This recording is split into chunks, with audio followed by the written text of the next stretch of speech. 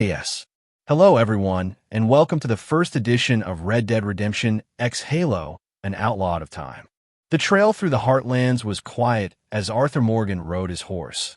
Robbing that bank in Valentine was an exciting experience for him. But now it was time for more serious matters. Arthur knew he collected debt from Edith Downs. The widow of Thomas Downs owed money to the Van der Linde gang, and Arthur was the one sent by Leopold Strauss to follow up. He wasn't proud of it, but pride didn't feed the camp. As Arthur rounded a bend, his horse suddenly neighed and slowed to a stop.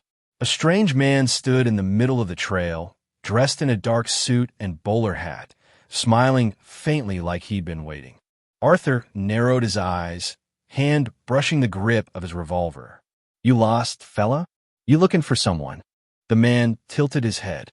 "No, Arthur. I'm right where I should be. It's you who's at a turning point." Arthur frowned. "You a Pinkerton?" The man laughed softly. "No, not a Pinkerton. Not law. Not outlaw. Just someone who sees more than most." Arthur tightened his grip on the reins, skeptical. "You know my name? That ain't Comfort." "I know more than that," the man said calmly. "I know you're sick. Tuberculosis. Caught it from Thomas Downs. It's working its way through your lungs." Arthur's face darkened. "That's a lie. It's the truth. You don't feel it yet, but it's there." Arthur shifted in the saddle, discomfort rising. "All right, mister. What do you want? I'm here to offer you a choice. This will sound like fantasy, but there's a place far from here, 600 years into the future, in a different timeline entirely.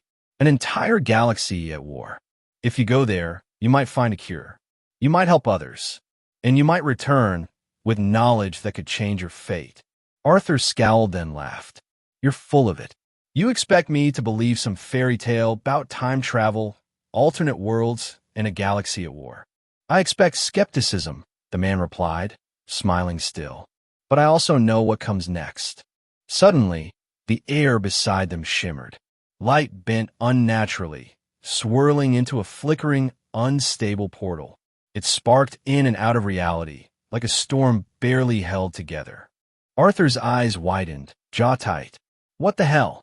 "Without help, that portal will fade," the man said calmly. "Right," Arthur muttered.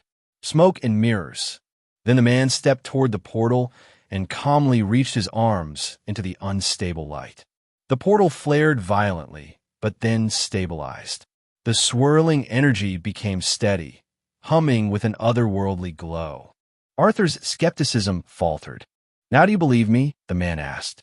Arthur stared, stunned. That ain't a trick, is it?" "No trick, just a choice. You can stay in this world, forget this meeting, and continue on as if nothing happened. If you do, you won't be punished. This conversation will vanish from your memory like smoke on the wind. But the sickness inside you will grow. You'll meet the same end. You will inevitably be betrayed by Micah and cast aside by Dutch." Arthur looked down, eyes dark. Or the man continued, "You can ride through that portal. On the other side is a shattered world in the midst of war. You won't be alone. There are soldiers there. A small squad. You will need to help them. Their survival may depend on it, just as yours may depend on theirs." Arthur's eyes flicked to the portal again. "You can bring what you need with you. Your horse, your weapons, but nothing can come back with you if you return. No advanced technology or weapons. Only what you learn about yourself." Arthur frowned. "So I can't bring anything back?" "Only what's in your mind, Arthur," the man replied. "But maybe that's enough. There's a chance you might find a cure for your illness there.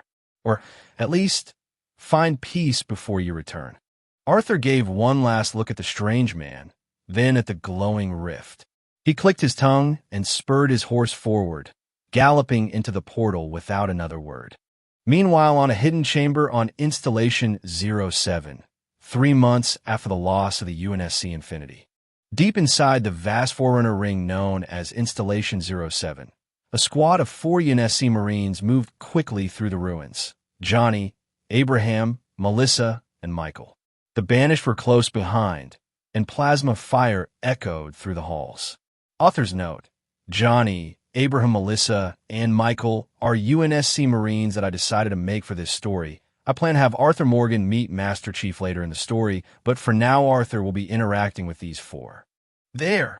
Melissa pointed toward an ancient door set into a metallic wall.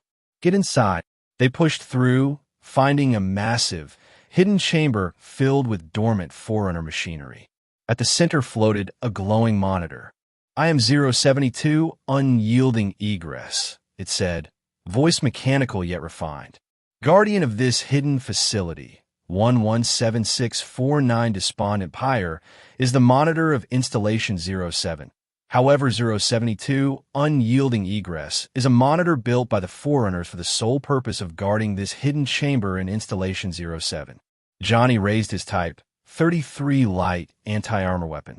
What is this place?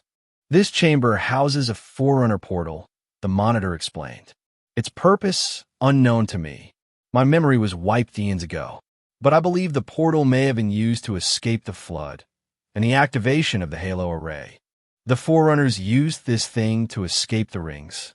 Michael muttered, Arc, 920 railgun low, but ready. Possibly, Egress answered, but its function may still be operational. Abraham stepped forward and asked 072, unyielding Egress, a question. So how do we turn on? Simply touch the control panel, and the portal should open. My Forerunner masters designed this portal to only be usable by Forerunners and humans. This reply by 072, unyielding egress, gave Abraham confidence in using the portal. Looking at his fellow UNSC Marines, Abraham remarked, I think we could possibly use this portal to escape the Banished. The monitor projected a glowing control panel. Abraham moved to activate it, but Michael stepped in. We don't know what it actually does. Could be suicide. We don't have time for debate. Abraham snapped. Tempers flared.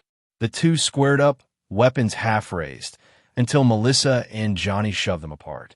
Stop it, both of you, Melissa shouted. Johnny growled. We don't have time for this. Turn it on. Abraham pressed the panel. The portal flared to life. Then came the pounding of hooves. Out of the glowing rift, a man on horseback galloped into the chamber. Arthur Morgan, shotgun on his back, eyes scanning the metallic walls around him. The Marines stared. Holy hell! It works, Johnny whispered. That's a man. On a horse. Arthur slowed, eyes wide with confusion. Where the hell am I? Michael pointed his railgun. Who are you? How the hell did you get here? Arthur raised his hands. Easy. Name's Arthur Morgan. I'm a member of the Van der Linde gang. They exchanged confused looks. Johnny stepped forward. He saw that this Arthur Morgan not only rode a horse, but wore strange clothes which seemed to be from an entirely different era. What year do you think it is exactly? Arthur looked around, cautious. 1899. Melissa gasped. 1899. Arthur's jaw dropped. That strange fella might have been telling the truth. Johnny nodded slowly.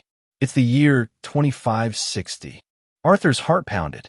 He knew that the strange man was definitely right. Michael sneered while looking in Abraham's direction. A criminal gang member from the 1800s? How will he help our situation in any way, shape, or form? Abraham knew Michael was addressing him, but since he did not even know what to say in the current situation, he stayed silent. I didn't ask to be a criminal, Arthur responded firmly. But the world ain't simple. I've done my fair share of robbing and killing, but I've seen worse men, politicians, lawmen, do more evil and get away with it. Johnny narrowed his eyes. Michael would respond equally firmly. So because some people in power might get away with evil and injustice, that give you the excuse to kill and rob people as well. Huh? You sound like the insurrectionists. Arthur frowned. I ain't never heard of no insurrect whatever. Michael sneered. You're nothing but an outdated criminal from centuries ago. I have no idea how you even came through this portal in the first place, but I say we send you back through that portal, so you could go back to wherever you came from. I say you shut your damn mouth. Arthur barked. Tension rose fast. Arthur shifted slightly, hand near his shotgun. Michael raised his weapon. We can't trust him. Stand down, Melissa shouted, stepping between them. Abraham joined her. We need to focus. Before they could defuse the standoff, a section of the wall exploded. Plasma bolts lit the air as banished troops stormed in, grunts, jackals, and a towering elite in crimson armor. Arthur pulled his shotgun. Looks like we're in this together. The chamber erupted into chaos as the banished poured in. Melissa dove behind a Forerunner console, her needler firing sharp, pink shards that homed in on a group of grunts. The super-combined explosion lit up the room with a violent pop, sending alien limbs in all directions. Johnny crouched low and fired his Type 33 weapon, a beam of green energy searing across the chamber and cleaving through two jackals mid-charge. Arthur dismounted, grabbed his shotgun from the saddle, and ducked beside a Forerunner pillar. The weight of unfamiliar walls and alien noise pounded at his senses, but instinct took over. He peeked out and fired, the boom of his semi-auto shotgun ripping through a grunt's methane tank. The creature screamed in its native tongue before bursting into flames. Michael, still scowling, aimed his arc, 920 railgun toward the crimson-armored elite leading the charge, Zal Luralem. "It's him," he muttered. "That banished bastard has been hunting us since we landed." Zal Luralem. "He killed Bravo team, tracked us through 3 different outposts, and now he's here." "Target the leader," he barked, firing a kinetic blast that shattered the platform Zal was standing on. The elite tumbled but rolled to his feet, snarling insanguily. He raised a plasma repeater and laid down suppressing fire. "Egress," Abraham yelled over the din. "Do you have any defense systems in here?"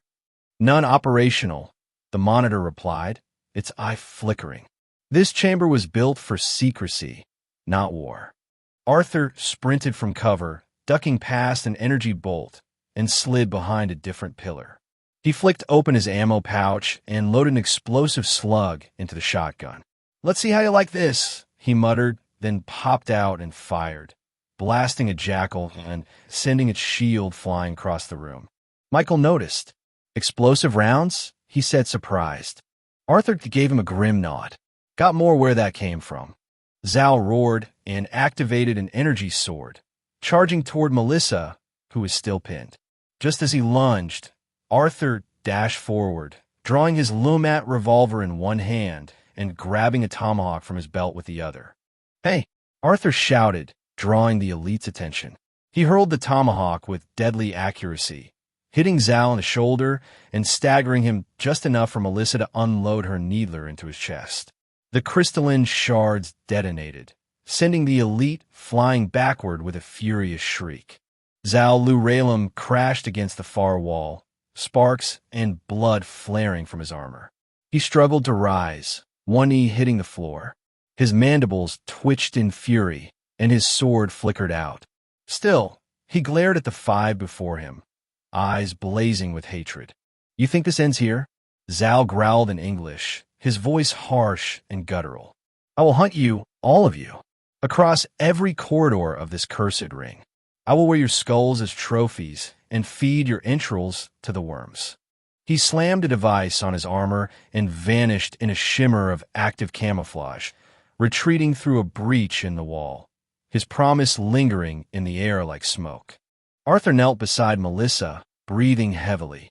"You all right?" She gave him a nod, eyes wide. "Yeah, thanks." Michael lowered his weapon slightly, watching the outlaw move with precision. "Maybe you're not entirely useless after all." Arthur smirked. "That's mighty kind of you." The remaining banished forces retreated after seeing Zal fall, leaving behind a scorched chamber and a team of survivors breathing hard and stained with blood, human and alien alike. Egress hovered forward. "You have survived the incursion, but the portal has become unstable." The rift behind Arthur flickered violently, its once stable glow now dim and sparking. "It cannot be reopened for now." Arthur turned, staring at the shimmering fracture fading behind him. "So, there's no going back." Abraham wiped his brow. "Welcome to 2560. Melissa looked at Arthur with new eyes. "We're going to need each other to survive." Arthur holstered his shotgun and looked around at the strange metallic world surrounding him. "Well, guess I better learn what the hell's going on." Michael still looked skeptical, but said nothing. Johnny cracked a smile. Let's start with the basics. Ever heard of the Covenant? Arthur frowned. No, but sounds like a group I won't like. You'd fit in here better than you think, Abraham said. The squad moved to regroup, weapons ready. Outside the chamber, the war raged on. And deep in the ruins of Installation 07, something else had begun to stir. Johnny sat down on a crate beside Arthur, who was checking over his shotgun and making sure his horse was calm after the firefight. The chamber was quiet now, the echoes of battle fading. I should probably explain what has happened in the future, or I guess the future for you up to this point. Well, Johnny sighed, wiping grime off his face.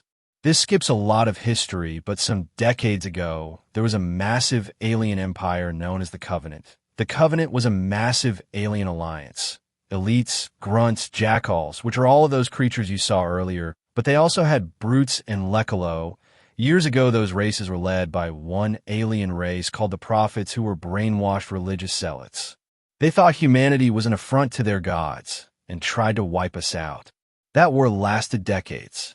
Trillions died. Arthur raised an eyebrow. So y'all were fighting aliens on a full scale? And won? Barely, Johnny said. It took everything we had and the Covenant falling into a civil war. We had a hero, Master Chief.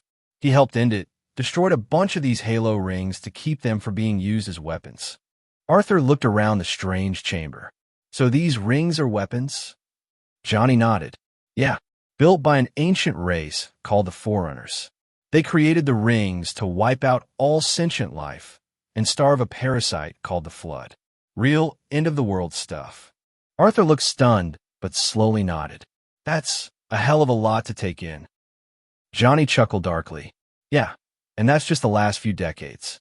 Since your time, the U.S. became part a unified Earth government. Earth colonized hundreds of planets. There were civil wars, rebellions, then the Covenant War, and now we're dealing with the Banished. Another faction of aliens. This time, they don't want to exterminate us, but they still aim to become the dominate power in the galaxy. Arthur sat silent for a moment. Damn, all I did was rob a few trains and piss off the law. Well, Johnny smirked. Welcome to the future, Arthur Morgan. It's just as wild, only now it's in space. Arthur let out a slow breath and muttered, Reckon I picked one hell of a time to live again. As the squad regrouped and caught their breath, Melissa stepped aside and unclasped the seals on her helmet. She fully pulled it off, letting her sweat-dampened hair fall around her face. Arthur turned, barely paying attention, until he saw her clearly. He froze. His eyes widened slightly, heart skipping a beat. She had the same soft features, the same gentle eyes. The resemblance was uncanny. For a second, Arthur wasn't standing in an ancient ruin on some alien ring. It was like he was back in his time watching Mary Linton right in front of him. Melissa noticed his sudden stare. What? Arthur stepped forward, voice low. You look just like her. She blinked. Like who? Mary, Arthur said, almost breathless. Mary Linton. She was someone I knew. He stopped himself, jaw clenched. Melissa's face softened slightly, but her voice was steady. I'm not her, Arthur. I don't know you, and I've never heard of Mary Linton. Arthur looked down, nodding slowly. Yeah, I figured. Just got caught off guard. I get that a lot, she said quietly, then put her helmet under one arm. People seeing ghosts in familiar faces. Arthur gave a sad little smile. Yeah, maybe I am. She held his gaze for a moment longer. I'm Melissa, just Melissa, and right now, we've got a war to survive. Whatever Mary meant to you. I'm not her. Arthur nodded. I know. Just had to be sure. The moment passed, but the weight of memory lingered on Arthur, fragile and haunting in the silence of the alien chamber. Abraham stood over a holographic projection emanating from a small, worn datapad, its flickering blue light casting sharp shadows across his scarred face. The rest of the group gathered around. Johnny cleaning his weapon, Melissa silently locking her helmet back into place, Michael sharpening his combat knife, and Arthur crouched near his horse, listening intently. We can't stay here long, Abraham began, tone firm and focused.